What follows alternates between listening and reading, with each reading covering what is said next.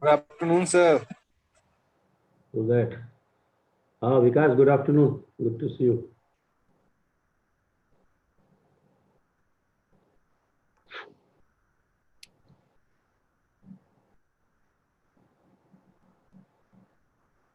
Where are our scholars who are in some outside India universities and all that?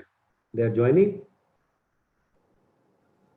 Sir, they are joining shortly, sir. Nawang and Shikha, no? They are slightly caught up with their, university assignments and other deadlines, sir. So they are caught up with that. I didn't know that Professor, what's her name, Sonu Trivedi has gone to Seoul. She is now the director of the Swami Vivekananda Cultural Center. Yeah. Yeah, I mentioned to her, I said, are you where? You're not in India? She says, no, I've been from September. I mean, it's that ICCR project, I think. Yes. Yeah.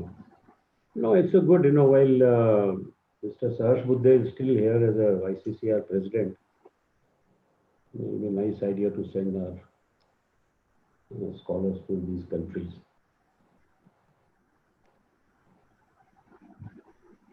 So good way to learn. Right, sir.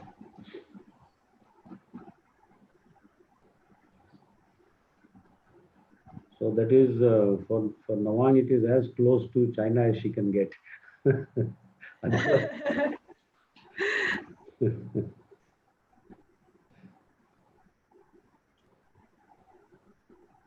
But how are they finding? What is their impression? They're finding it quite okay. People are open to. Yes, sir. They have been adjusting quite well the initial months, both Nawang and Shikha, both of them, sir. I think Nawang was in embassy the other day. That's what Sonu was telling me. Sorry, sir? Nawang had gone to visit the Indian embassy, so she met Dr. Sonu Trivedi also. Yes, she did. She did. He mentioned to me. Things have opened up quite well, actually. I'm following her. She's going to libraries, she's going to restaurants, and everything is mostly open. And so in Taipei. Yeah. Everyone is wearing masks, but people are out. Yeah. No, these are the two, Taipei and both Seoul, they have done quite well. Yeah. Taipei has done very well because, they came to know much earlier. Now they are saying it started in August. I read somewhere today in the South China Morning Post only. So, Alok ji, namaskar.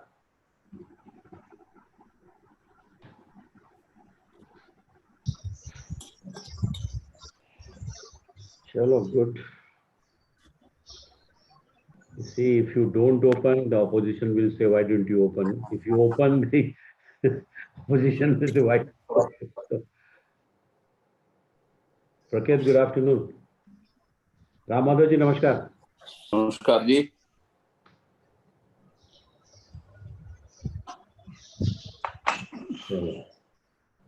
Put it on silent.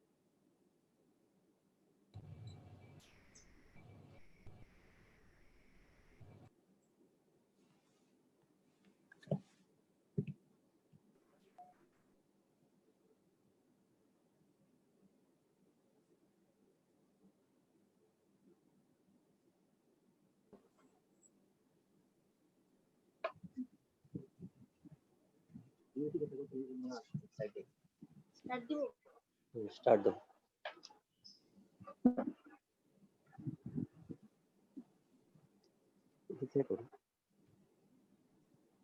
video open करो।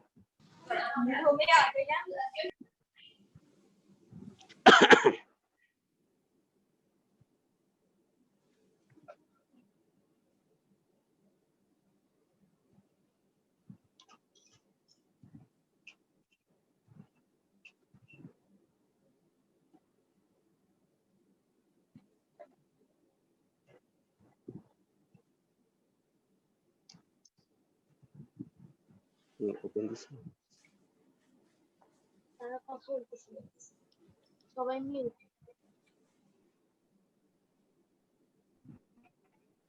Sound connection.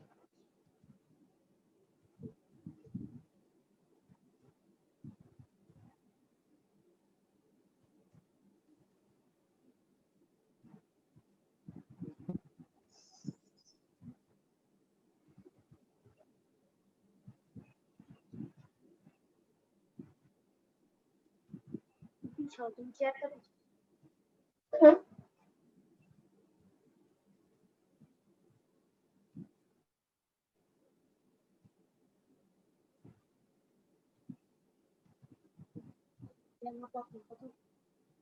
কথা বলতেছে না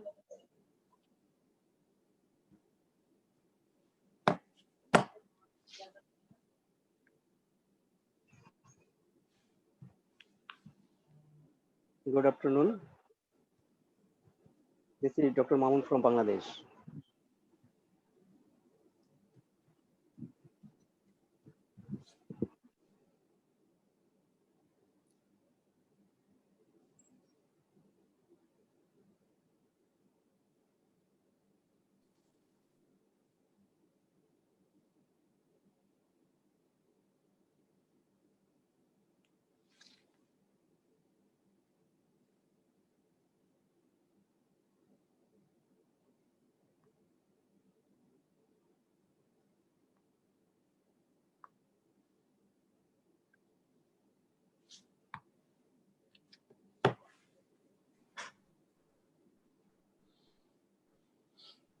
Good evening and namaskar, honored members of the audience, friends from ASEAN countries and India. I, on behalf of Team India Foundation, welcome you to the last and final day of the ASEAN-India Virtual Youth Dialogue. In the past 2 days, we have had the honor of listening to and learning from the wisdom of some very senior political leaders and diplomats from the region. Along with that, we had young speakers from Singapore, Malaysia, Vietnam, Thailand, Cambodia, Myanmar, and India who gave us insight into their respective countries' experiences in the corona times, their struggles and initiatives, while also sharing the unique ideas to tackle the pandemic and rise from it with a sense of positivity and solidarity. Similarly, even for today's session, we have a lineup of exciting talks. I would like to request Major General Dhruv C. Katoj, Director, India Foundation, to please introduce and invite our speaker for the keynote address. Over to you, Dhruv, sir. Thank you, Shruti.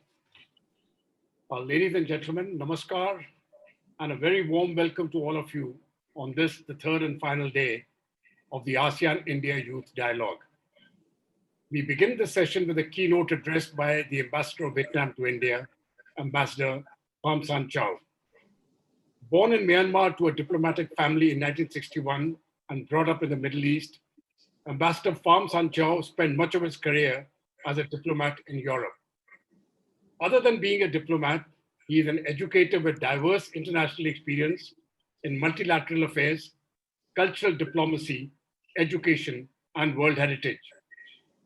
Throughout his distinguished public service career, the ambassador has been deeply committed to building an inclusive, sustainable learning society and promoting gender equality through intercultural dialogue and international cooperation.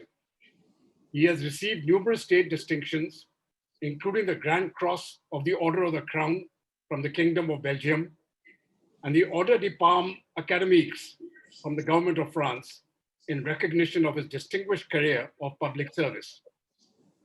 The government of Vietnam too has honored him with Labor Order Second Class Vietnam, Lifetime Ambassador Vietnam, labor order third class Vietnam.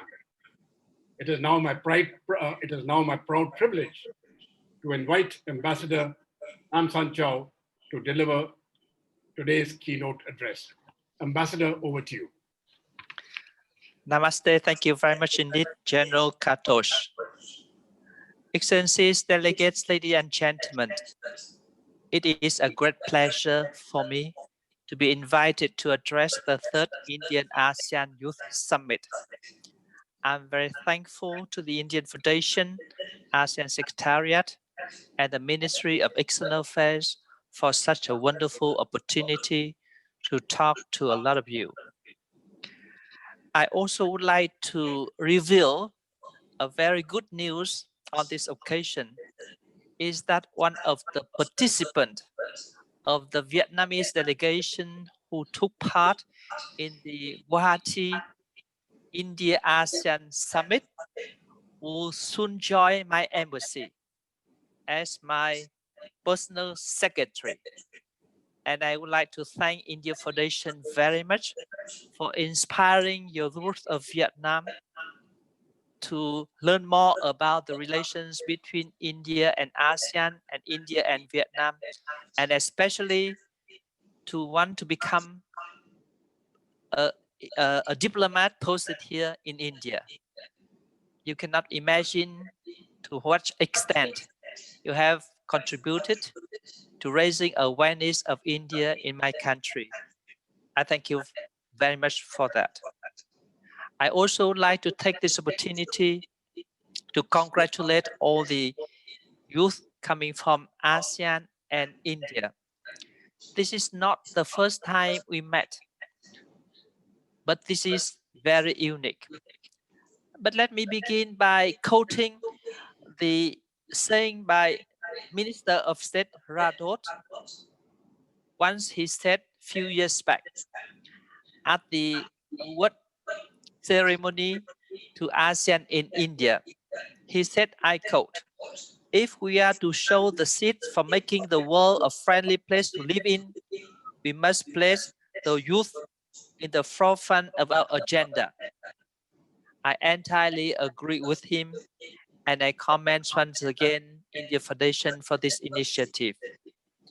In Vietnam, our beloved President Ho Chi Minh have a saying, "Youth is the country's spring." And surely you, all the participants of this symposium, are indeed the spring of your country, the spring of the relationship between ASEAN and India. On this occasion, I would like to share with you three of my overall remarks. The first remark is about the situation where we are in at the moment. The convening of the event is of great significance when the world is continuing to struggle against COVID-19 pandemic. We both rich and poor countries, the East and the West, are now facing a common and dangerous threat, the coronavirus. I have never seen before the world stand still and our borders are closed for such a long period of time. The magnitude of the problem we are facing today prompted us to think about our common place, our common responsibility to Mother Earth and to each other. Every one of us is connected with one another somehow, and COVID-19 unfortunately emphasized the connectedness. Again, this backdrop, I would like to share with you some example of the power of the youth in Vietnam when they are at the forefront of the fight against coronavirus. I'm very impressed by the stories which have been told by various participants who spoke before me, especially the story by the participant coming from Indonesia about the mental health initiative, the story shared by Indian participant about building self-reliance during the pandemic time, and especially the very inspiring stories shared by High Commissioner Jawal Adre about the young Indian citizen who invented application in Singapore. In Vietnam, we do have the similar example. It is a young singer Đặng Quang who sang and danced the hand washing song Zenkovi to instruct people on how to wash their hands properly as a way to prevent infections. That song went to American show and attracts millions of viewers. It is very creative, very educational. I love that, and I did that also. I also washing my hand in the same way. Have you watched it? If not yet, please Google it and you love it too, I'm sure. Amazingly, this contributed to very high awareness among Vietnamese people of this communicable disease and how to break the chain of human to human transmission. Thanks to that, Vietnam has only 332 infected cases. The second story, which reflects the compassion which has been mentioned by the High Commissioner Jawar Adral. It is a time of commission for us, especially among the youth in ASEAN and in India in the time of pandemic. The story is about a couple who are both doctors. They work in the same hospital that treat corona-infected patients. They are just in different departments, just a couple blocks away from each other. But they stay in the hospital for weeks, even for months, without seeing each other, without seeing their kids at home. They are at the forefront of the fight to save lives of many patients. Thanks to that young man and woman, Vietnam has been able to cure more than 90% of the corona-infected patients. Just dozens of patients are now still under treatment. No single death of coronavirus in Vietnam so far. Those efforts goes to the credit of all these young doctors and healthcare professionals. Another story is about a young entrepreneur in Ho Chi Minh City. His name is Hoàng Tuấn Anh. He has been able to invent a remarkable rice ATM, which is a rice dispenser to provide rice for all the underprivileged people who were impoverished by the pandemic. That invention is just incredible as it inspires the whole society into the charity work to help a lot of poor people to survive the pandemic hardship.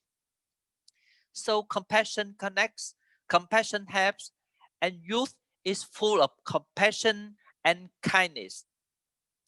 It is my pleasure and honor and also emotion to talk and share thousands of the young volunteers who overcome the fear of being infected and venture themselves into community works in doing meticulous contact tracing, providing services to quarantine centers, staying in isolations for months with the potential patients, treating patients, so forth and so on. I also see many examples of the youth elsewhere in India, in ASEAN.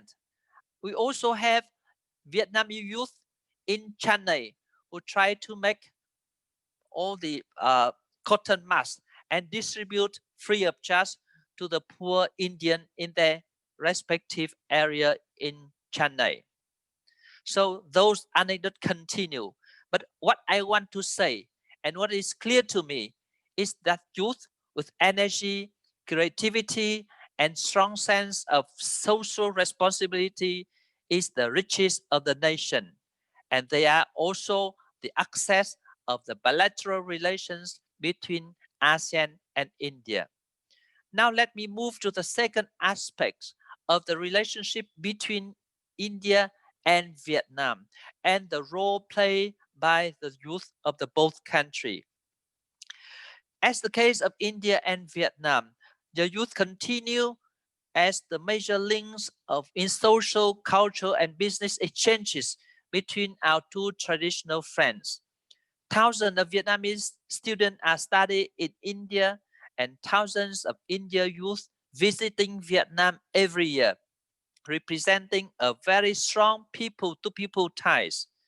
This figure was increasing every year, save for this year because of the pandemic, but I strongly believe that that will continue to rebound back next years.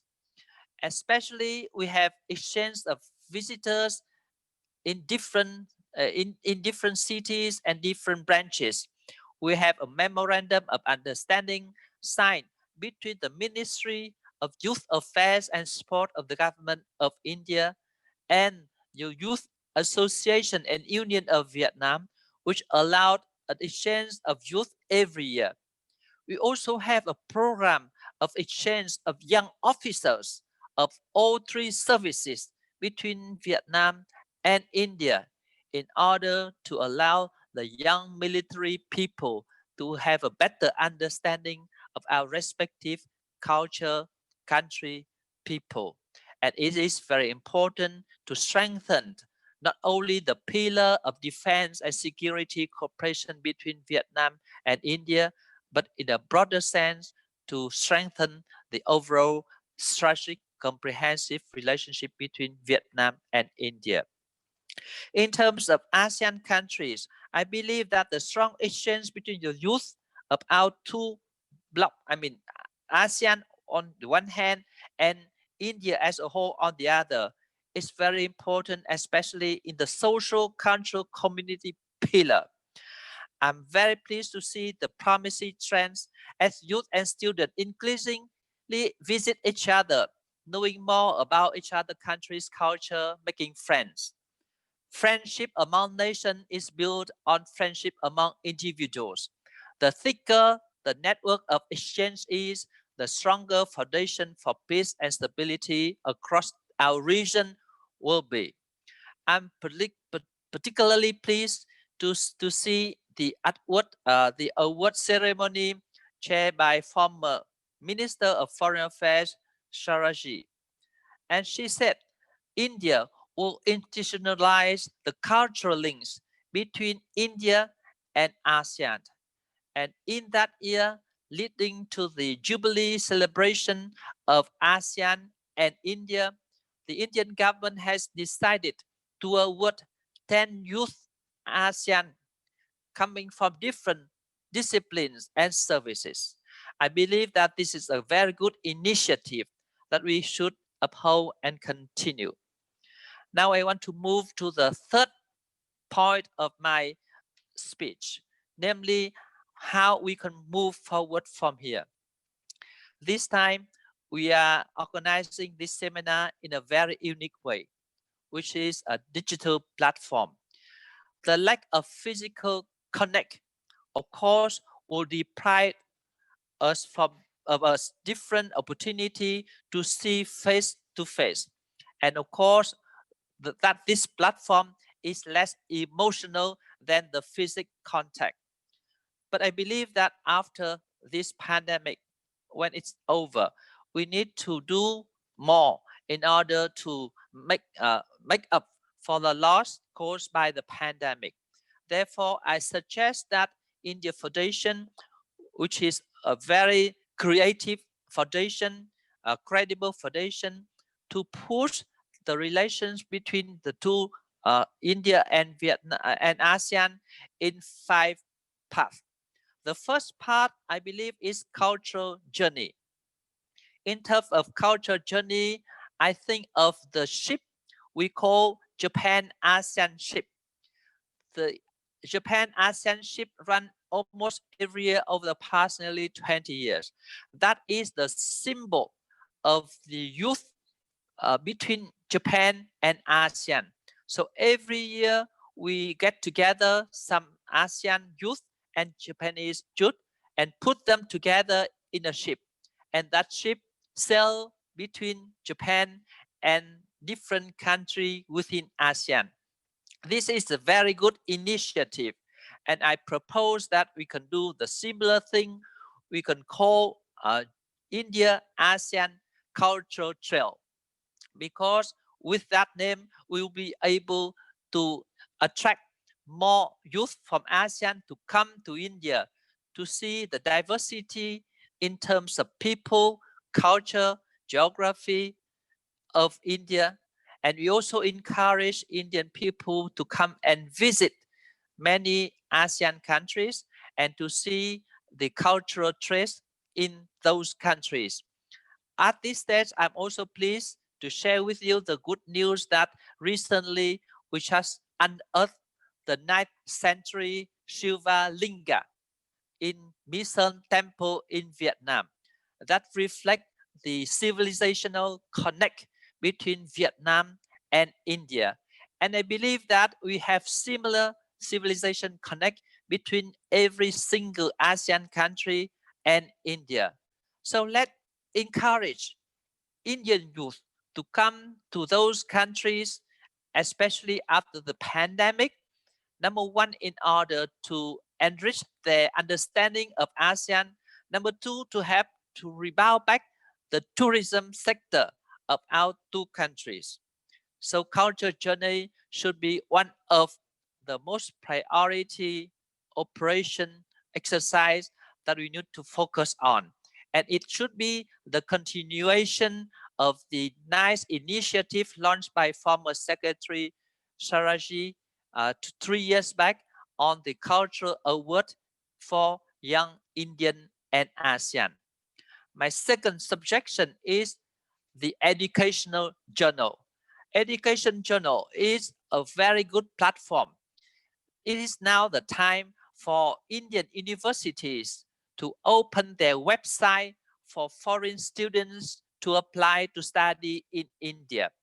Me, myself, involving in a platform to promote the scholarship as well as the program of different degrees in India, especially in New Delhi, in Delhi University to Vietnamese students. And I'm sure that many of us are not aware of the good quality of education in India.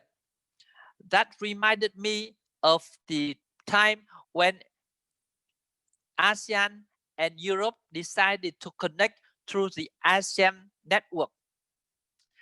25 years back, when Prime Minister Ngô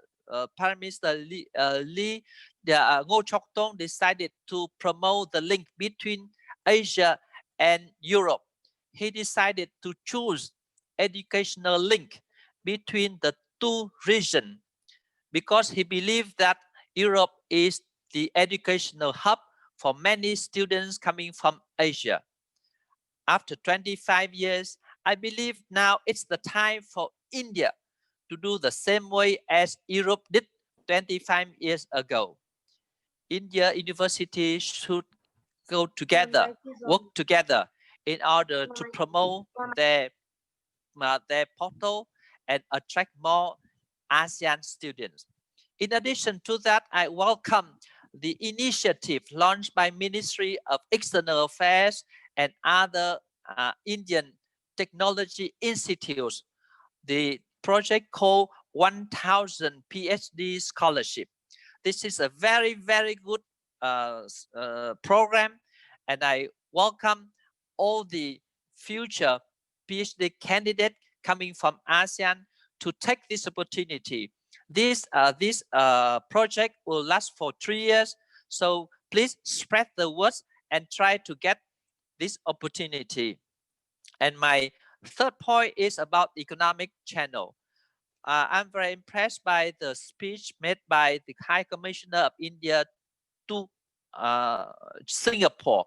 I 100% agree with him that this is the time to connect the young entrepreneur between India and ASEAN, and especially through the digital platform. It is high time for our two sides to bring together the young entrepreneurs of the two sides, and my embassy proposed to have the first workshop between the young entrepreneur of India and the young entrepreneur of Vietnam in a series of workshops to promote the trade between India and Vietnam post-COVID COVID-19. And my last point is that we should increase our exchange in order to have a proper understanding of the current situation. The third summit this time is a very timely. The COVID-19 posed a lot of challenges for us, but it also has a lot of geopolitical, trade, economic implication. Someone said that this crisis has the huge impact in terms of economic losses as the Great Depression in the 2933. It also have a great implication in terms of geopolitics after the Second World War. And it also has a great impact in terms of health issue like the Spanish flu. Most importantly, we need to observe and continue to see how the pandemic evolves, because India at the moment is still not at the peak of the pandemic. So we continue have to apply discipline and continue to apply social distancing. But more importantly, the youth of the two sides should realize that we need to continue our trend of globalization, our trend of internationalization, our trend of working together. And especially, we need to work in the way that the world peace will be secure, the security will be maintained, as correctly pointed out by the Prime Minister Modi during his keynote speech during at the Shangri-La dialogue, where he stressed the centrality of ASEAN, where he mentioned the necessity to uphold international law, including UN Charter and the law of the sea.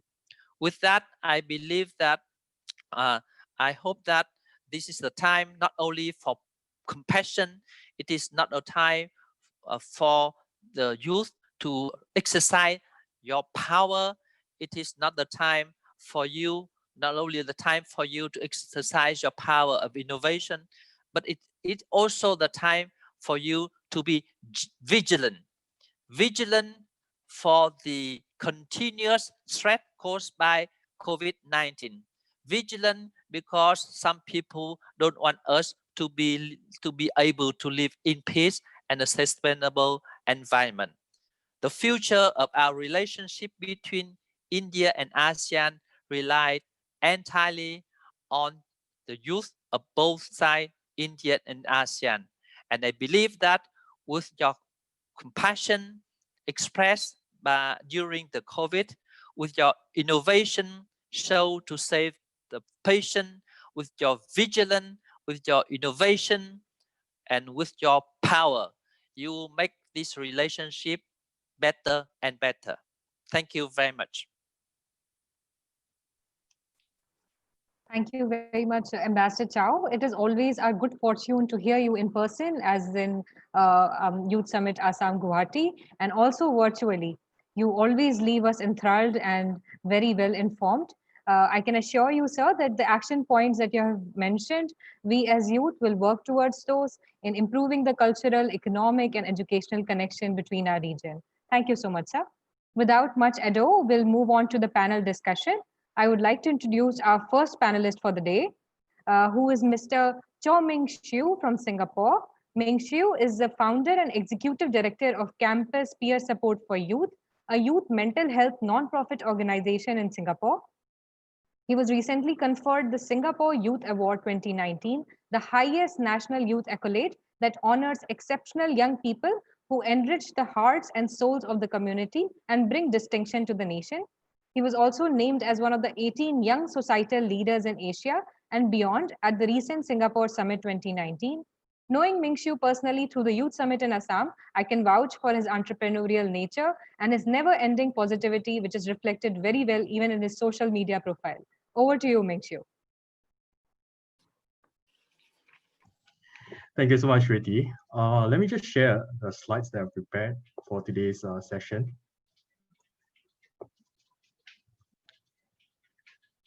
Right, are you able to see the slides? Okay. Yes. Just a second. Okay. First of all, I would like to thank India Foundation, ASEAN Secretariat, and the Minister of External Affairs from India for the invitation to actually share at the ASEAN-India Youth Dialogue 2020. My team and I have actually prepared some slides to share with you Singapore's perspective and our fight against the pandemic, COVID-19, during the season itself. Yeah. Okay, so some of the scope of the presentation, I think my colleague Chang Jun has actually shared with you guys the digital transformation and also the digital inclusion initiatives for senior citizens in Singapore earlier on Monday itself. So today, I think I will actually be covering the overview of COVID-19 response from Singapore and also the reopening of the economy and our government initiatives led by our interministerial task force. And also, most importantly, the role of our youth between Singapore, India, and ASEAN in the fight against this pandemic. Right. So, brief overview of the COVID-19 overall declining. Give me a second. Okay. Yeah. So, a bit of overview. Give me a second. Of the COVID-19 situation in Singapore. So, in June itself, there's actually an overall declining trend in Singapore already. And then we have the highest testing rates in the world and the lowest death rates. Currently, our death rates is 0.06%. That's about 25 out of the 38.3 K cases found in Singapore itself. And out of this, 66%, 25.48 K, has already recovered from COVID-19. Okay, so for the past 2 months in April and May, Singapore actually went through the circuit breaker measures. Yeah, so what the circuit breaker measures actually mean is actually working from home arrangements. So all businesses have to actually have their employees work from home for that 2 months, and also for students to actually study from home. Yeah, so currently, starting from 2nd June onwards, Singapore is actually slowly, safely exiting the circuit breaker.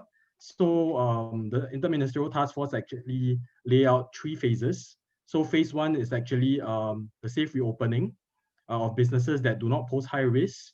So within the month of June, some of these businesses or essential businesses can actually reopen. For phase 2, that's around July or late June, depending on the situation in Singapore. More businesses will be able to reopen with safe management measures. All students will fully return to school, and then sports and recreation facilities will also reopen with safe management measures. Last but not least, in phase 3, we hope that around August itself, or even late July, we can actually proceed to a safe nation, which is phase 3, where the gatherings and events can resume in size. Yeah. Right. So some of the businesses that are affected in Singapore amidst Singapore, okay, during the past circuit breaker in April and May, right? Based on Straits Times or Business Times, 8,600 businesses have ceased to operate, and they have actually filed to cease operations. SIA, the Singapore Airlines, right? The cabin crew, due to the disruption, they have also been redeployed to actually be caregivers in care staff in the hospitals to patients itself. City Singapore also returns some of the COVID-19 job support scheme payouts to the government so that more of the industries can actually use it. Okay, next up, we'll share with you some of the government programs. So the Multi-Ministerial Task Force for COVID-19 was set up to actually lead all the government initiatives in Singapore to actually fight against the pandemic itself. It's co-led by our Minister for National Development, Lawrence Wong, and our Minister of Health, Mr. Gan Kim Yong, and our cabinet ministers. So recently, over the past 2 months, our DPM, Mr. Heng Swee Keat, has actually announced 4 major budgets, totaling to about 92.9 billion Singapore dollars, drawing about 52 billion Sing dollars from our past reserves. It's namely named Unity, Resilience, Solidarity, and Fortitude. Yeah. And what do these 4 budgets have in common? And what's their purpose? Firstly, it's actually to support jobs, wage support, creating about 100,000 opportunities for Singaporeans through traineeship and hiring incentives. Second, skills training, providing allowances to undergo training for Singaporeans in digital and technology skills. And then support for businesses. So during this past 2 months, most of the businesses are actually working from home, right? So some of the schemes are like rental relief and rental waivers, government-backed loans, matching credit for startups. And like what Changjun mentioned on Monday itself, Singapore is very big on digital transformation. So he mentioned that, for the past 2 months, right, we have actually successfully done quite a lot of digital transformation within that short period of 2 months. Yeah. Bonuses for adoption of technology for organizations or agencies that would want to take up all these initiatives. Right. So just now I was sharing about the different budgets, right? Resilience budget, the solidarity budget, and all. Mostly those are actually in support of stabilizing, our workers' jobs and economy. But also from the Ministry of Social and Family Development in Singapore, we also have different schemes to support Singaporeans who are from low-income families, the senior citizens, right, who are affected by COVID-19. So if you can see here, right, we have the temporary relief fund, the COVID-19 support grant, and for self-employed persons, we have the self-employed persons income relief scheme, and also we have the workfare special payment. So during these 2 months, a lot of Singaporeans are affected. Some businesses have to fold also. So during this period of time where there's no income, the government has actually used this budget to actually support our Singaporeans to tide through this period of challenging times. Right. So coming to the role of youths, right? The government, together with the different public agencies and also some of the ground-up initiatives and non-profit organizations have also helped to actually come up with different schemes and projects to enable and support our youth to be change makers during this crisis itself. So funding, there's easier access to funds for young people called the Young Change Makers Fund by the National Council of Singapore to actually help support young people who are entrepreneur and want to actually start up community initiatives during COVID-19 to actually serve the affected communities. Yeah, and of course, there's this non-profit called Advisory, right? They actually came up with this mentoring scheme in partnership with National Council to actually get about 1,000 professionals, right? PMETs from all industries, all sectors in Singapore, and actually to support the youths who are currently in the institutes of higher learning, like the universities, the polytechnics, and to actually guide them through this period of time in terms of career advice. Yeah, and last but not least, of course, we have the partnering between the Interministerial Task Force, right, the Interagency Task Force, and also the different migrant workers, non-governmental organizations to support the well-being of our migrant workers and our migrant friends.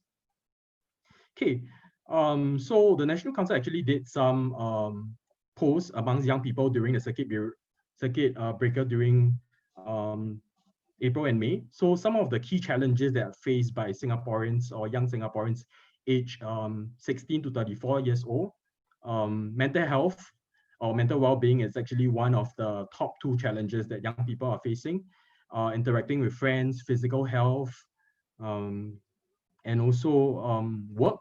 A lot of them are actually afraid that, after they graduate from university or even polytechnics, they're afraid that because of the job market, they won't be able to actually find jobs and also internship opportunities. Yeah, some of them, young working adults, have mentioned that, their livelihood, they're afraid that it will be affected because of the finances. And then, of course, maintaining relationships with family, because during these 2 months and beyond, right, most of us Singaporeans are actually staying at home, working from home and studying from home. And so there's also a rise and increase of domestic violence cases reported by the Ministry of Social Family Development. So how can we actually have these boundaries, safe boundaries for family members to actually live harmoniously? Yeah, so the different government agencies are working closely with the NGOs, with the families on this. Right, and so here we're going to share with you some ground-up initiatives by our youth enabled by technology, right? So if you can see on the left, the top left corner, right, there's this duo, Francesca, and this guy here. both of them, they actually came out with this project called Project Staples. So this is to actually fundraise for low-income families, low-income families who are staying at the rental flats, right? To actually provide them with meals, because a lot of them, you know, their income stopped, and so they're unable to actually have their meals. And so these two young people actually came out with this great initiative to actually feed the low-income families with their fundraiser. Yeah, and of course, with my nonprofit campus site, we're actually preparing a series of a series called Conversation Buddy, to actually have mental professionals and peer supporters from the schools and the workplace to actually equip our young people with basic mental knowledge and coping skills, so that they were able to into the new normal. And with technology, right, we also did quite a lot of webinars to actually train young people how some coping strategies and self-care skills. Yeah, so you can see it's myself and one of our social media influencers from Night Owl Cinematics. Her name is Sylvia. And then, of course, we have website by the Society Staples. It's actually a non-profit organization led by youth. They actually came out with this SS With You website, whereby all kinds of resources and activities can be found there during the circuit breaker to actually engage people with special needs. Yeah. Then of course there are other series and programs like Hush Anywhere and Resilience series to actually help support our youth's social emotional well-being. Right, here's my last slide. Yeah, so earlier on, I think the ambassador to Vietnam actually mentioned that, you know, what's most important during this crisis is actually the relationship of the youth and the fighting spirit of the youth in India, ASEAN, and even Singapore, right? So in Singapore, we have this newly emerging Stronger Together task force to actually help us prepare to transit from the different phases into the new normal. So I hope that, you know, as we are united as youths from the different regions in Singapore, in India, or even in ASEAN, we can actually emerge stronger together through this pandemic. Yeah, with that, thank you so much.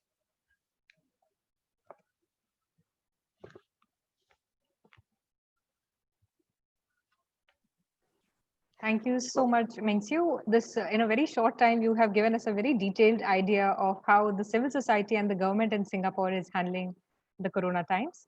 We'll move on to our next speaker. Introducing our next speaker from Philippines, it is Mr. Robin Carlo Reyes, who is a community development and youth empowerment lecturer in various educational institutions and organizations in Philippines.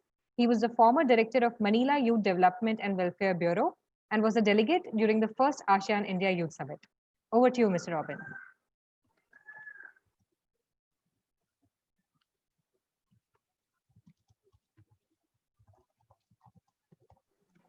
Hello. Can you hear me? Yes. Okay. Ambassador Chow and members of the India Foundation, it is my honor to share to you the COVID experience here in the Philippines. As of today, we are in a general community quarantine, which means that the government have eased the stay-at-home order and has allowed to partially open the economy. Essential businesses were allowed to operate on a 50% capacity, and persons aged 20 years old below and 60 years old and above are still not allowed to go out of their houses. A curfew from 8 p.m. to 5 p.m. is still in effect. Public transportation, such as trains, taxis, riding applications like Grab, are allowed with 50% capacity, and social distancing guidelines must be followed. However, the more popular modes of public transportation, such as buses and jeepneys, are still not available. From the study, 7 million Filipinos are projected to have lost or will be losing their job because of the pandemic. The legislature has enacted our Bayanihan, or Working Together to Heal as One Act, which vested emergency powers to the president, including the realignment of previous appropriated funds to focus on coronavirus response and initiatives. The law also includes a social amelioration package amounting to 270 billion pesos, or approximately $540 million, to be distributed to 18 million families that are gravely affected by the pandemic. The Department of Education has declared the opening of classes to be on August 24, but on a virtual setup until such time that a vaccine is already available for distribution. If you're going to trace back to the timeline of events leading to where we are now, one would say that we could have prevented entry of the virus here in the Philippines had we become more prudent, especially in the entry of people coming from countries infected by the virus early on. It was only on February 2 that the government declared a travel ban on people coming from mainland China, Hong Kong, and Macau. Then the epicenter of the pandemic. That was a month after the country or China has reported its first case on January 30, 2020. While the entry of the virus is still imminent, the government only declared a public health emergency on March 8, 2 days after a confirmed case of local transmission here in the Philippines. On March 9, the president rejected the idea of a lockdown in the National Capital Region, only to impose a lockdown 6 days later until June 1, 2020. And for almost 3 months, the entire island of Luzon, home to approximately 55% of the Philippine population, was in strict stay-home order or lockdown.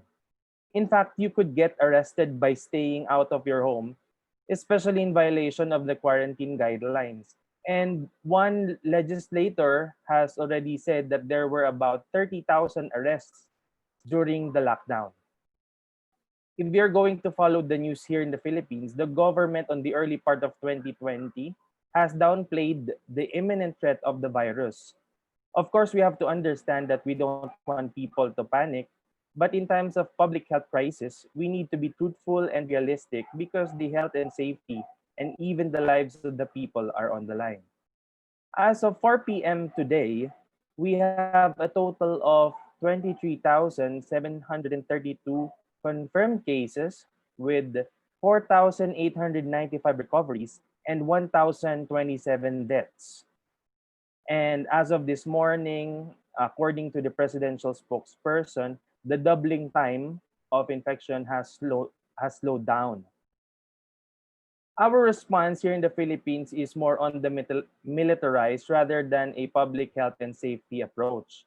The government has continued to peddle the narrative of undisciplined citizens to conceal the incompetence of many senior government officials, especially those who are in charge of the health and well-being of the people. Our government's National Bureau of Investigation even resorted to summoning or arresting people who had posted their disgust and discontent with the government's response to the pandemic. Month into the pandemic, many of our hospitals are still ill-equipped with the necessary protective equipment against the virus. That is why many of our frontliners, our health professionals, were infected and a lot of them even died.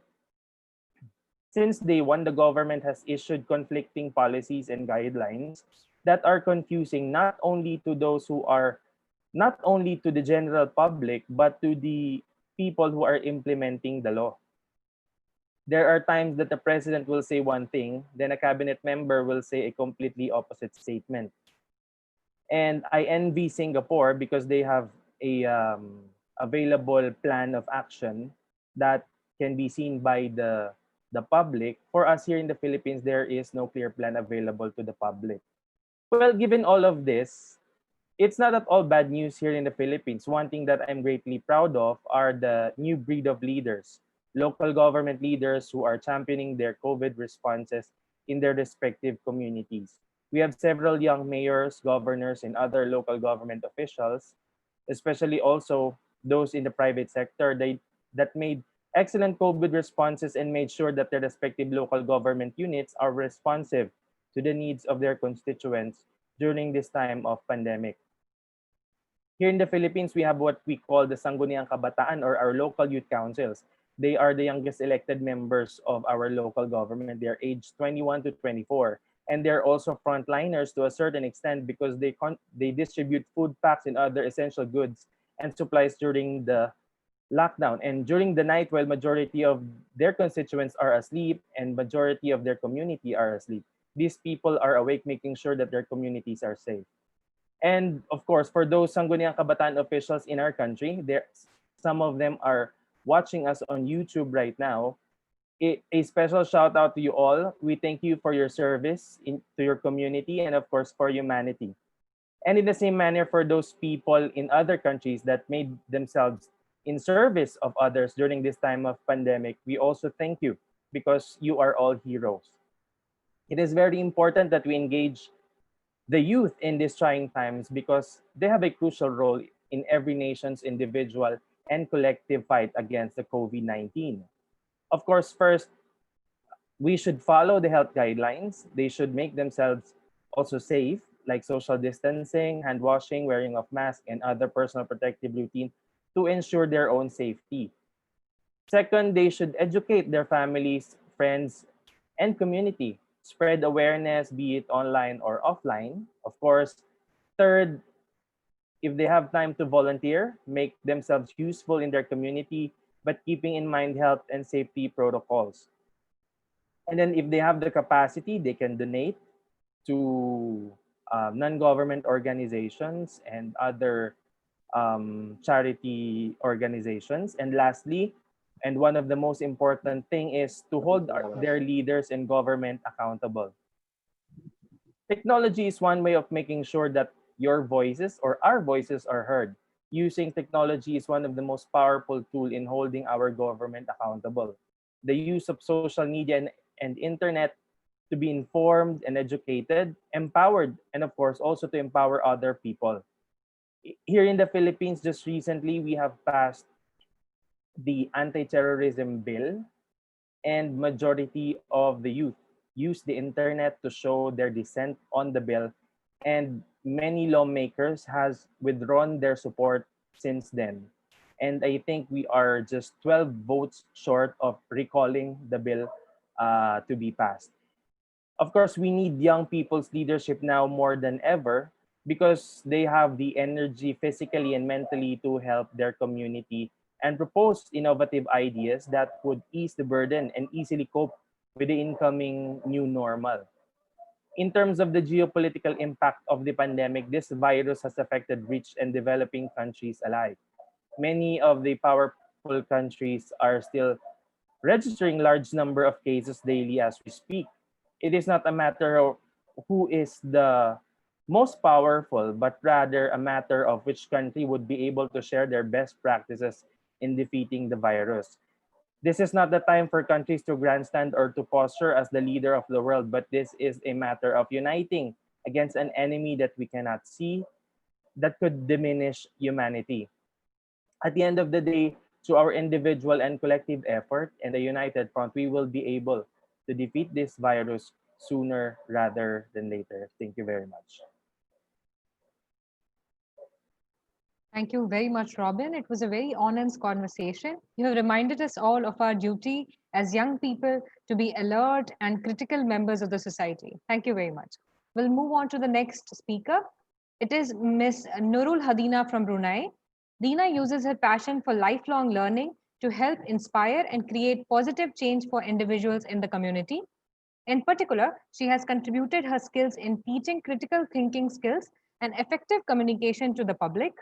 She has represented Brunei in Jakarta for the ASEAN Women's Leadership Academy. Currently, she is involved in Global Shapers Bandaseri Bhagavan as curator and We Care as training officer. She also works on UN SDG goals campaigns. In my interactions, I have found Dina to be a profound thinker and a beautiful writer. Over to you, Dina. Hello, everyone. Thank you, Shruti, for inviting me to be part of this panel.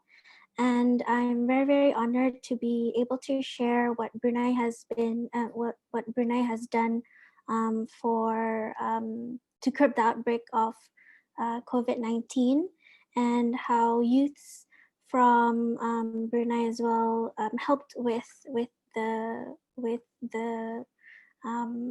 situation. As for Brunei, there were already measures put in place prior to any cases being detected, such as increasing awareness on hygiene and prevention measures. And a lot of businesses actually started to come up with business continuity plans before. So I guess we had a little head start on knowing how to curb the outbreak. The first case was detected on 9th March, and following that, we saw a rapid increase of new cases in March and April. But as of today, there have been no new cases in Brunei for 34 days straight, bringing the total number of cases to remain at 141. And of that, 138 individuals have recovered, and there is still one remaining at the National Isolation Center for treatment. Brunei, since January, has conducted 22,000 tests. And I'm really proud of His Majesty's government for their rapid response to curb the outbreak. Since the beginning, we have seen swift action and collaboration between ministries and the general public. The Ministry of Health has been very transparent with all the developments, and we do get daily updates and press conferences, and that has been very helpful in assuring us that things are under control. As the testing continued since the first case, schools were closed shortly after a few days, and we were also prohibited mass gatherings, and work from home as usual became the new norm. Dear counterparts, a travel ban was put in place, while in the country, mosques and other places of worship have been closed, all in an effort to flatten the curve. In terms of ensuring people's welfare, there are several measures to ease any hardships faced by the people. A directive to all employers was issued stating that they are not to deduct the salaries or annual leaves of employees in self-isolation or quarantine. There have been a few of the government's economic stimulus measures, which include deferring payment of loans for 6 months in 4 sectors that have been heavily affected. There is also building tax cuts, and on March 28th, there is a wage subsidy scheme that was introduced to pay a portion of MSME employees' salaries for 3 months.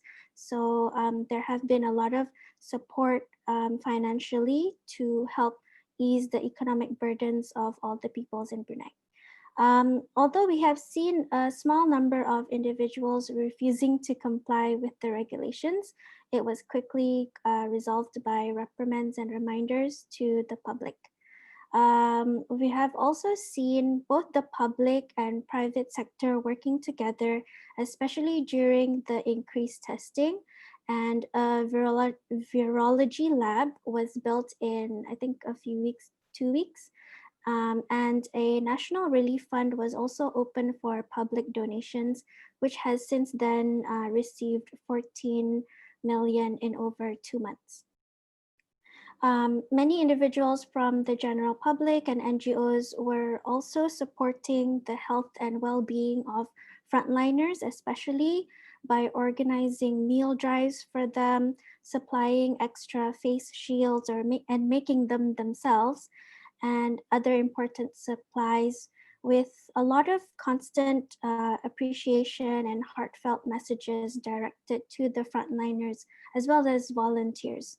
His Majesty also announced in April of a special allowance for frontliners and volunteers, which really highlights the role of frontliners and volunteers and appreciation for them during these difficult times.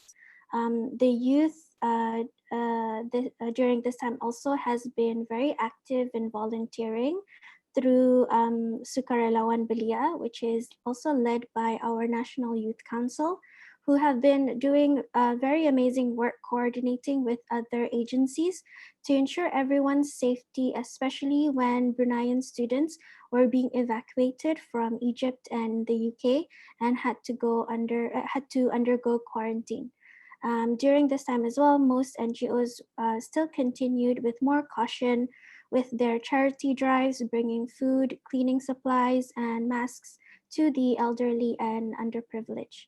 Right now, we are currently seeing a lift in some restrictions that started in May 16, where we have eateries, sports facilities have been allowed to reopen with limitations.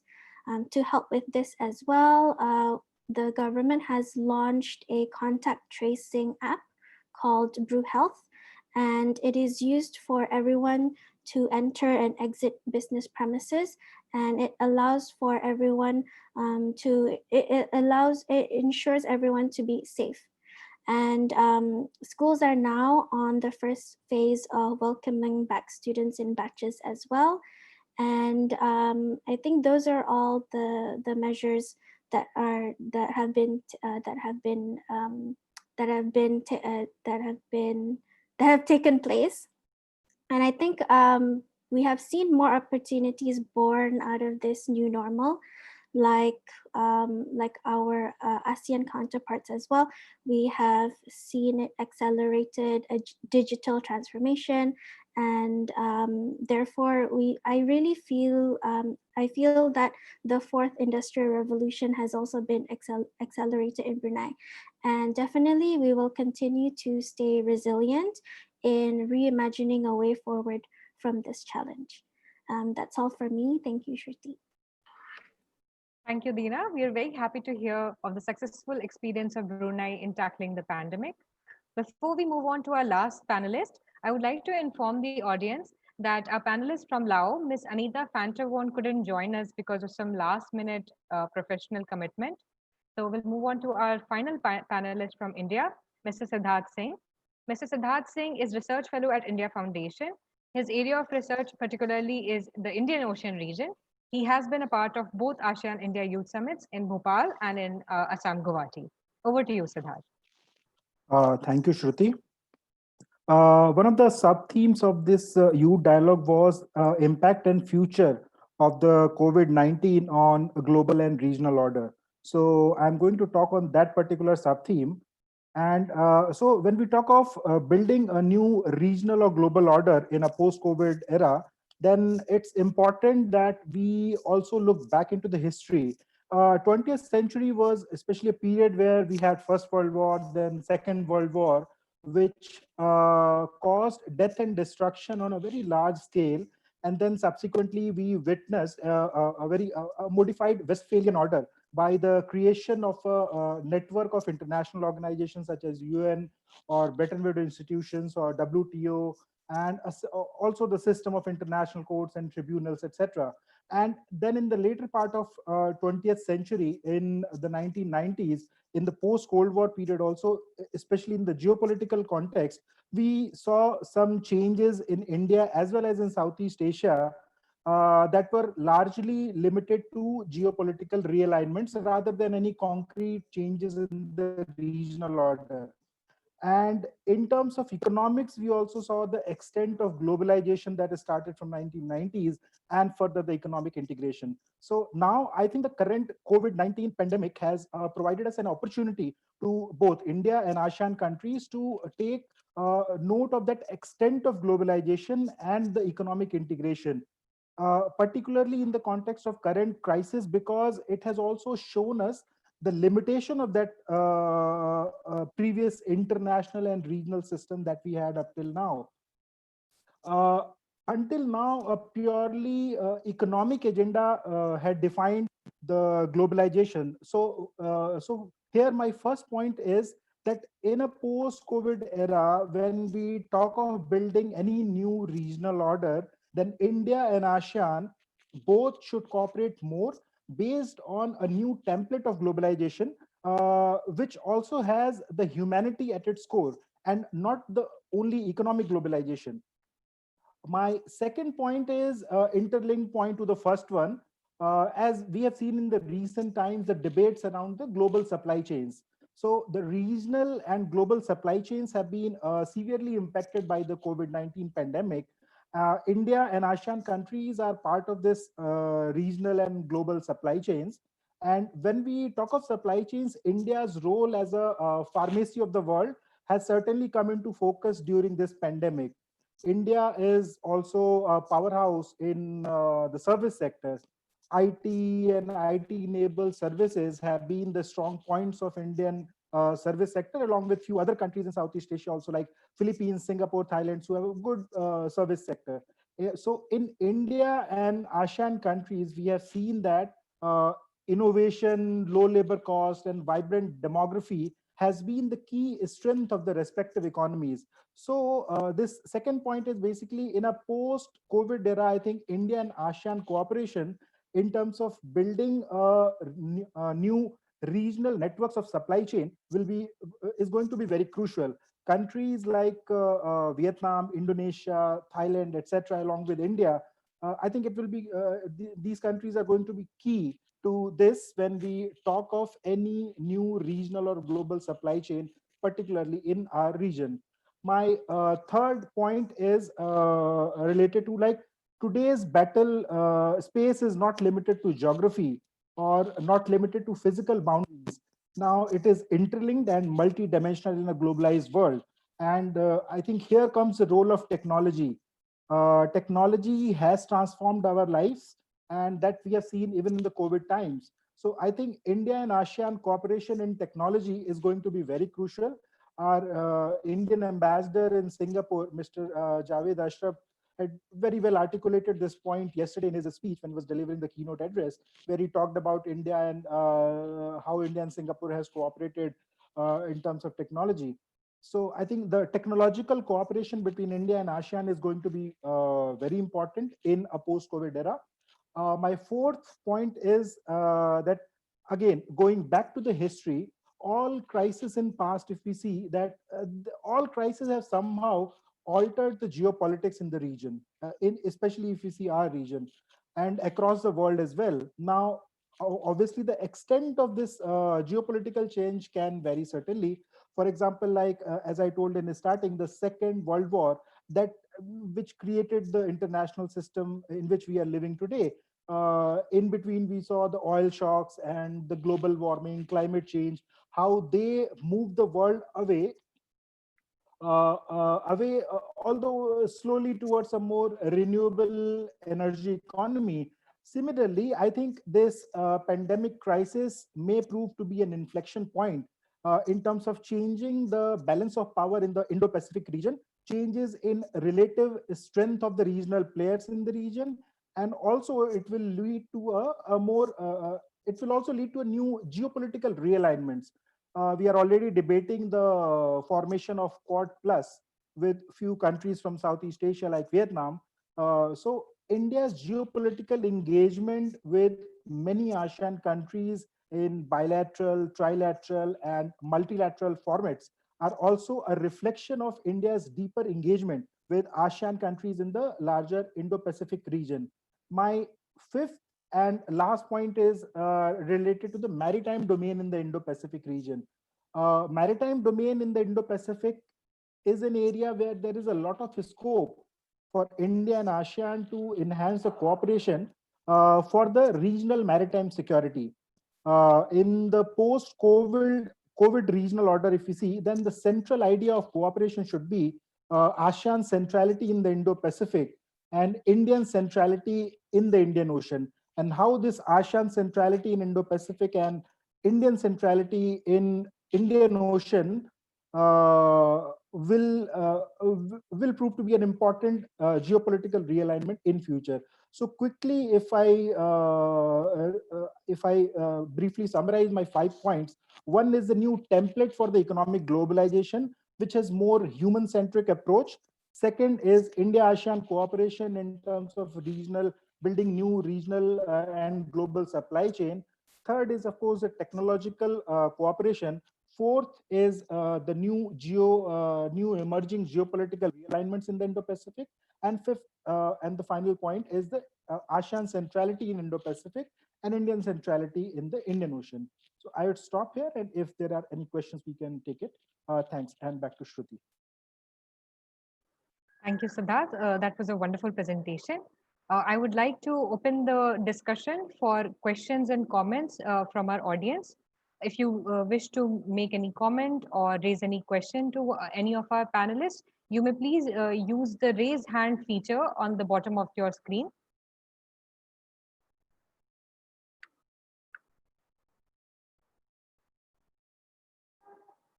We have a question from Miss Ambika Khanna. Ambika, you can unmute yourself and ask your question. I'm Ambika from Gateway House. I'm doing international law at Gateway House. My question is to the panel in general. As we know, leading VC and PE funds in Asia are based in China or Hong Kong. And we have also seen rampant Chinese investments across Asia, which has been a matter of concern for several countries, in the ASEAN as well. In this background, and also given that technology is the present and clearly the future, can the ASEAN countries and India come together to create a regional digital fund which can help capitalize all the startups in the tech and pharma space, especially now? The aim here will be to diversify and to demonopolize the funding capital source.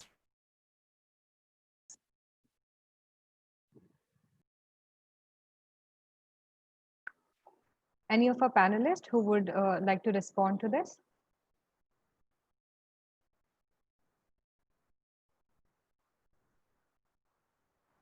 Siddharth, would you like to take this, please?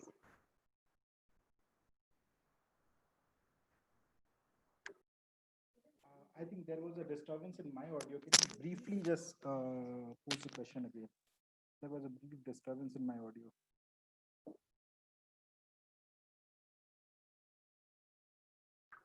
Ambika, can you please repeat it? Sure. So I was talking about how leading VC and PE funds in Asia are mostly based in China or Hong Kong. And we have seen rampant Chinese investments across Asia as well as ASEAN countries, which has been a matter of concern for several countries. Now, in this background, and given that technology is now the present and especially the future given COVID, can the ASEAN countries and India come together to create a regional digital fund which can help capitalize startups in the tech and pharma space? And the aim here will be to diversify and to demonopolize the funding capital source, which right now, like I mentioned, is mostly based out of China, mainland, or Hong Kong. Oh, that's a very important point, Ambika. I think creating the financial institution which can provide a backing for sustainable economic finance, because we have seen that some of the projects where some countries have invested money, but the projects have not been economically viable. So, of course, the reference here is to China, but if India and ASEAN can come up together with some financial institution which can provide necessary loans or aid to some of the projects, then I think that's a very good suggestion. Thank you, Ambika. Thank you, Siddharth. We have another question from Anirudh. Anirudh, you can unmute yourself. Yes. Good evening to all panelists. My question is, considering the post-COVID recovery will be a long drawn-out process, and individual countries are building capacity and making efforts to finance the same. Multilateral institutions like ADB, which are primarily for Asia-specific development, have they come up with any fiscal stimulus package or any sort of development package for and other Southeast Asian countries? Thank you. Anirudh, please also introduce yourself. Yes, I'm a research associate from Rambau Margi Prabodhini. It's a think tank based in Mumbai. Thank you. Thank you. Any of our panelists or our audience who would like to take this?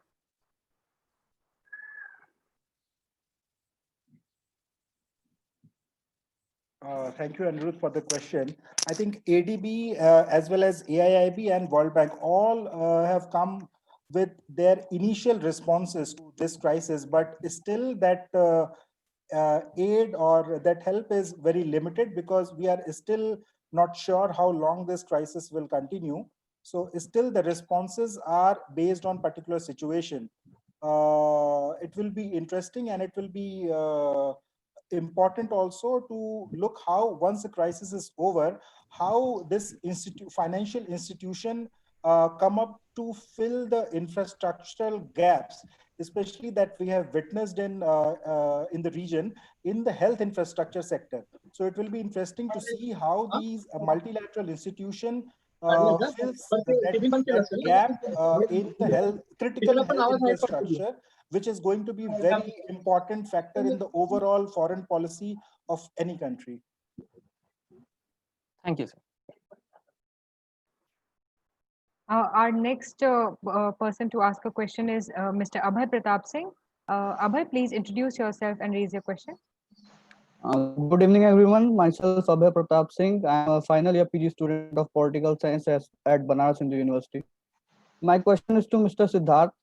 As we all are aware of the proceedings of South China Sea dispute, what threat it may pose to maritime security in post-COVID world?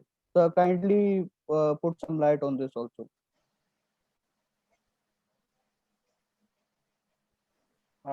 Thank you, Abhay, for the question. I think recently also we have seen some of the new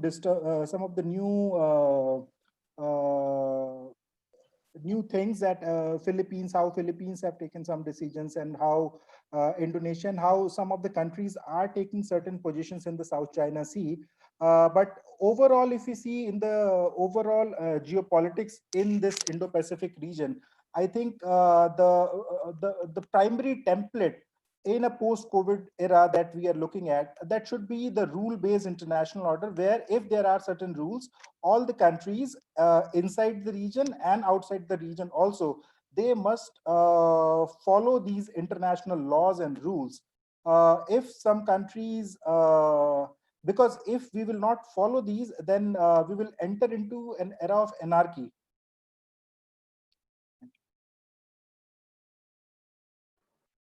Did that answer your question, Abhay?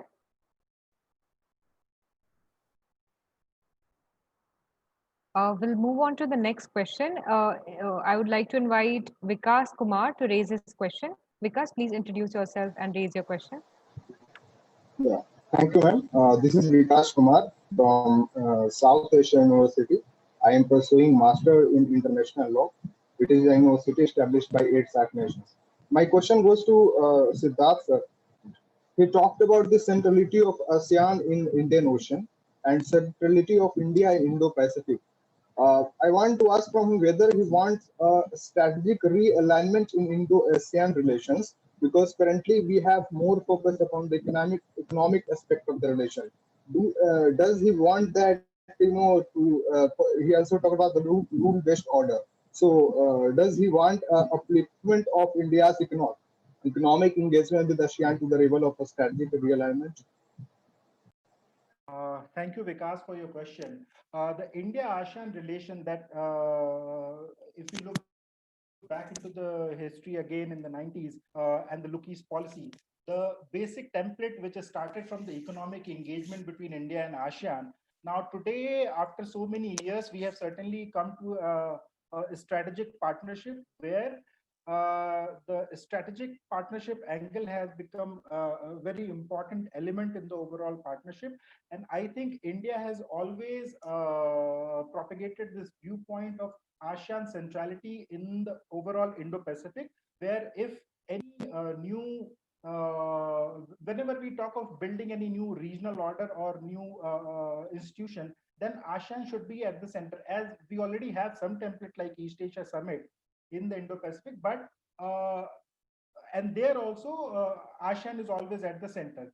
So and when I say Indian centrality we talk of in the Indian Ocean, and ASEAN centrality overall in the Indian Ocean.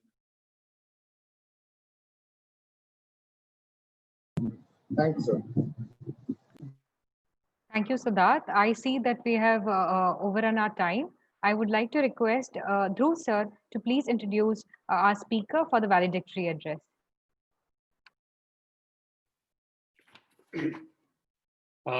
Thank you, Shruti. Before I introduce the Honorable Minister, I would like to state that today's panel discussion was once again very well moderated by you, Shruti, my compliments. And all the 5 speakers have distinguished themselves with their very fine presentations. My compliments to all of them. Now we move to the final part of the 3-day ASEAN-India Youth Dialogue, where it is my proud privilege to introduce to you India's Minister of State for External Affairs and Minister of State for Parliamentary Affairs, Shri V. Muralidharan, who will be delivering the valedictory address. Shri V. Muralidharan hails from the Kannur district of Kerala. After graduating in the English language and literature from the Government Brennan College, Thalassery, Kerala, Shri Muralidharan started his journey as an activist in socio-political affairs, which vastly enriched his experience.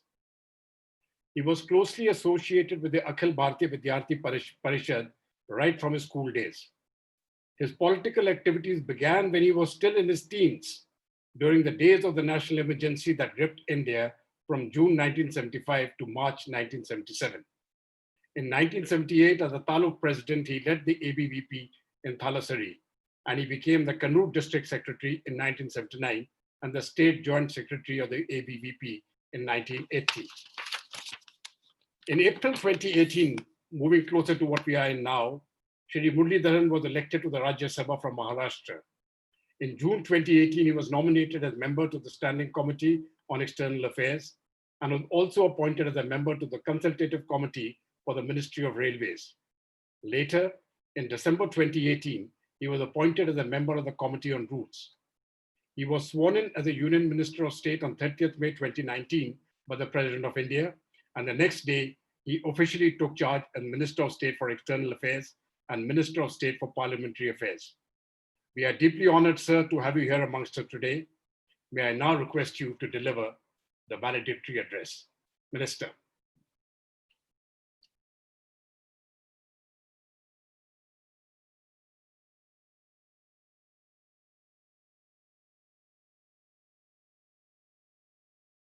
So there was a slight disruption. His connection got disconnected. So it will just take 30 seconds or 1 minute to join him back. May I Yes, request? he's here. May I request Shekhar Sinha sir to raise his question? I had seen his hand. Honorable Minister has joined, so we can go to his address directly. Would you like me to start again? Yes, sir. We can again reintroduce him, sir. Okay. Minister, namaskar. Can you hear me? Yeah, I can hear. Namaskar. Right. So I will reintroduce you. I think you had got disconnected. Now we move to the final part of the 3-day ASEAN-India Youth Dialogue, where it is my proud privilege to introduce to you India's Minister of State for External Affairs and Minister of State for Parliamentary Affairs, Shri V. Muralidharan, who will be delivering the valedictory address. Shri Muralidharan hails from the Kannur district of Kerala. After graduating in English language and literature from Government Brennan College, Thalassery, Kerala, Shri Muralidharan started his journey as an activist in socio-political affairs, which vastly enriched his experience. He was closely associated with Akhil Bharatiya Vidyarthi Parishad right from his school days. His political activities began when he was still in his teens, during the days of the national emergency that gripped India from June 1975 to March 1977. In 1978, as a Taluk president, he led the ABVP in Thalassery. He became the Kannur district secretary in 1979 and the state joint secretary of ABVP in 1980. Moving now to the present times, in April 2018, Shri Muralidharan was elected to the Rajya Sabha from Maharashtra. In June 2018, he was nominated as member to the Standing Committee on External Affairs and was also appointed as a member to the Consultative Committee for the Ministry of Railways. Later, in December 2018, he was appointed as a member of the Committee on Routes. He was sworn in as a Union Minister of State on 30th May 2019 by the President of India, and the next day, he officially took charge as Minister of State for External Affairs and Minister of State for Parliamentary Affairs. We are deeply honored, sir, to have you here amongst us today. May I now request you to deliver the valedictory address. Minister. Good evening, dignitaries, participants, friends who are attending this ASEAN-India dialogue. Let me begin by commending the efforts of the India Foundation and congratulating them for successfully organizing the ASEAN-India Youth Dialogue. The previous two ASEAN-India Youth Summits held in 2017 and 2019 provided a platform for the youth from ASEAN and India to come together and hold constructive and meaningful discussions. The current ASEAN-India dialogue serves to take forward this legacy. The dialogue also complements the other ongoing youth-centric active initiatives. In the Government of India, the Ministry of External Affairs, we have engaged more than 2,500 ASEAN youth over the past decade under the student exchange programs, special courses for young ASEAN diplomats, exchange program for young farmers, media exchange programs, programs for young parliamentarians, are our other youth-oriented initiatives. India's engagement with ASEAN is built upon a solid base of shared civilizational heritage. It's also driven by our common strategic priorities of securing our societies and bringing peace, stability, and prosperity to the region. ASEAN is central to India's Act East policy, and our ties are a source of balance and harmony in the region. This relationship today has gone well beyond its economic and even cultural dimensions. We meet at a time of multiple global challenges: pandemic, economic uncertainties, security threats. In this difficult moment, India and ASEAN are two bright spots of optimism. India and ASEAN share the pluralistic nature of our societies, encompassing major religions of the world and a wealth of diverse cultures. This affinity constitutes a special asset for the further development of our relations. India and ASEAN have some of the largest youth populations in the world, with about 65% of its population below the age of 35 years. India has the largest number of young people in the world. More than 450 million people are in the age group of 15 to 35 years. ASEAN region is also witnessing the largest ever population of the young, with about 213 million people currently in the age bracket of 15 to 34 years. This number is poised to grow further and peak at 220 million. Recognizing the important role of education in the effectively and constructively channelizing the youth energy, education and skill development have been identified as the central elements of ASEAN-India strategic partnership. The revival and re-establishment of Nalanda University as a seat of learning is a big step in this direction. The university offers several scholarship programs for the ASEAN students for various courses.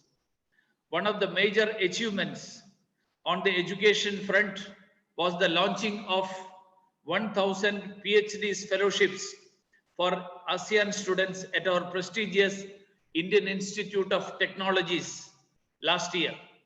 It was an announcement made by the Prime Minister of India at the 25th anniversary of the ASEAN-India Commemorative Summit.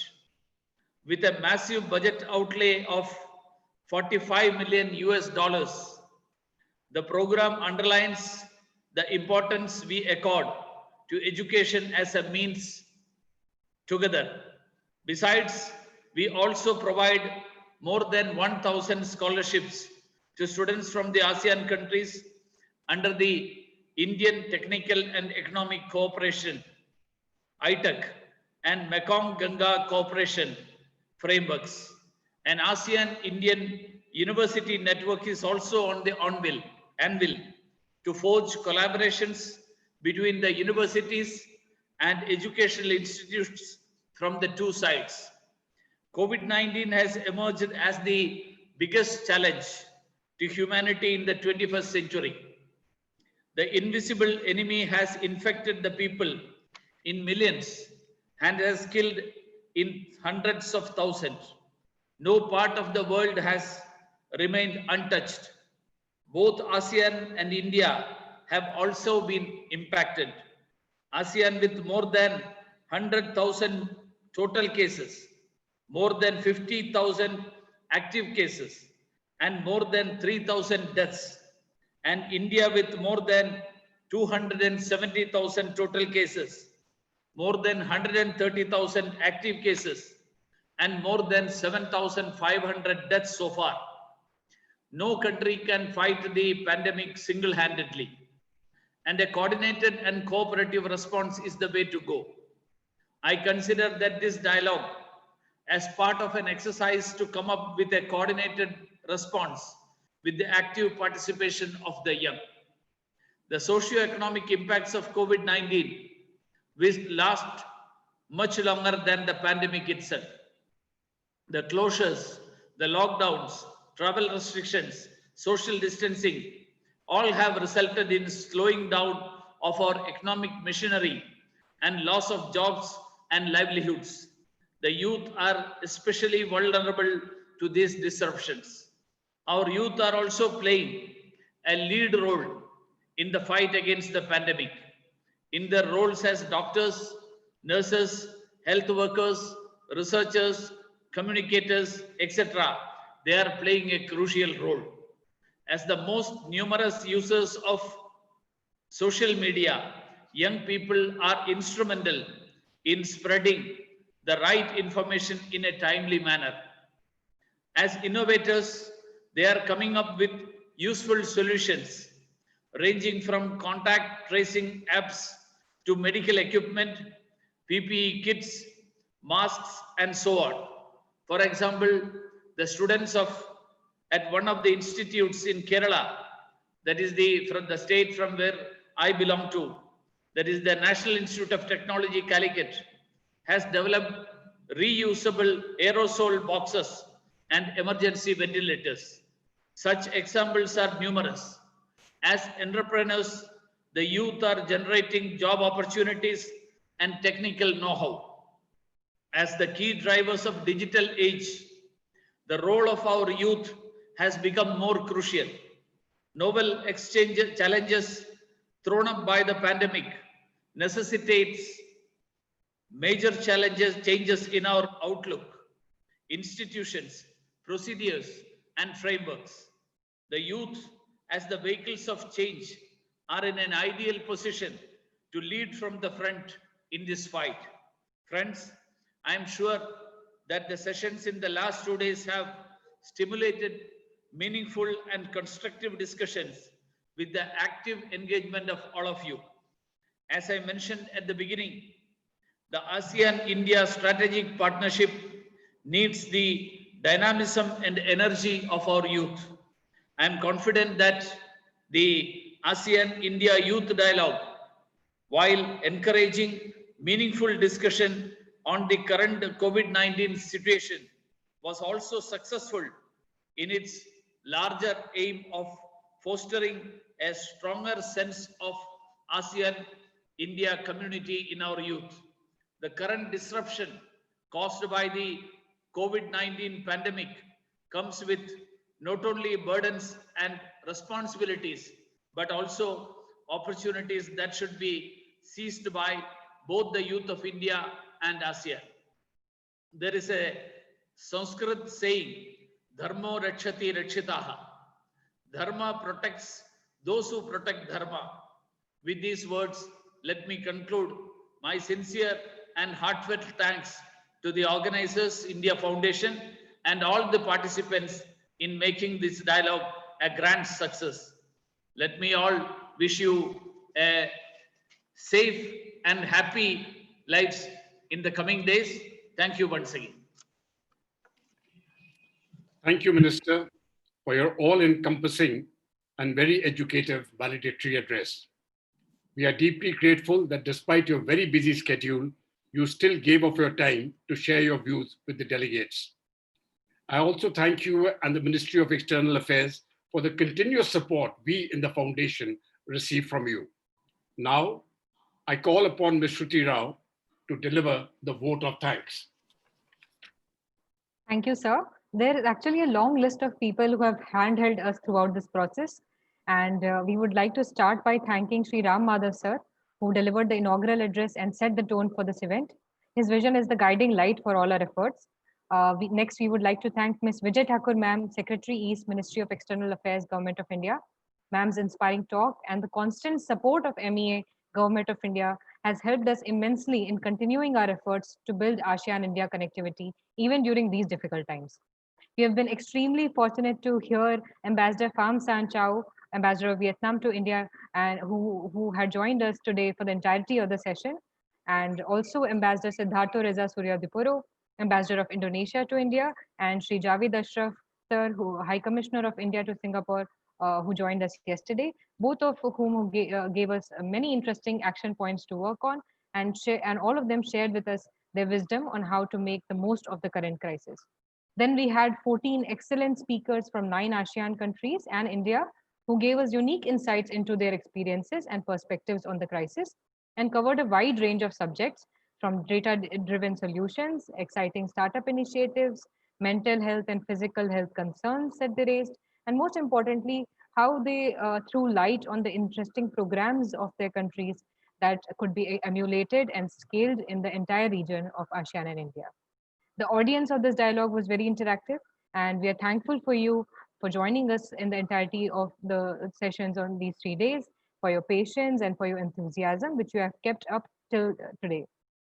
Last but not the least, I must thank my colleagues, Major General Dhulsi Katot sir, who is Director India Foundation, my senior colleagues, Dr. Shashri Pukhrem and Siddharth Singh, and other members of India Foundation team who turned this idea of continuing the ASEAN-India dialogue to the virtual world and have made this possible for all of us. Kudos to you guys. Before we wrap, I express our collective hope that this youth dialogue will not be a one-off case, and this dialogue will continue between us over the course of the next few months, and we'll be able to meet very soon personally, and if not virtually. And before we end, I would like to make one final request to all of you. If all of you could please switch on your camera, we would like to take a final picture.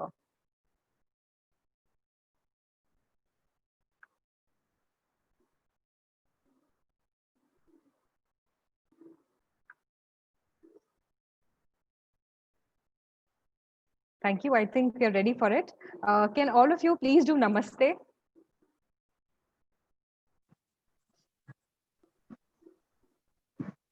And this is for everyone, even for the people who are going and the people who are getting transferred. दोनों के लिए है. So thank you very much. Thank you very much, all of you. I think we have got the picture. Hoping to see all of you very soon again. Thank you again. Thank you for joining us. We'll close the session for today. Thank you, Minister. Thank you, Ambassador. Thank you, sir. Bye, everyone. Bye, everyone. We'll meet all of you very soon. Thank you. Similarly, Bye. We can raise it to the branch. And this will be open from 12th of June. So we are thinking यहाँ तक 2 दिन सब कुछ absorb करने के लिए चाहिए. आज जब इस सेशन से जाएंगे, we will have to absorb a lot.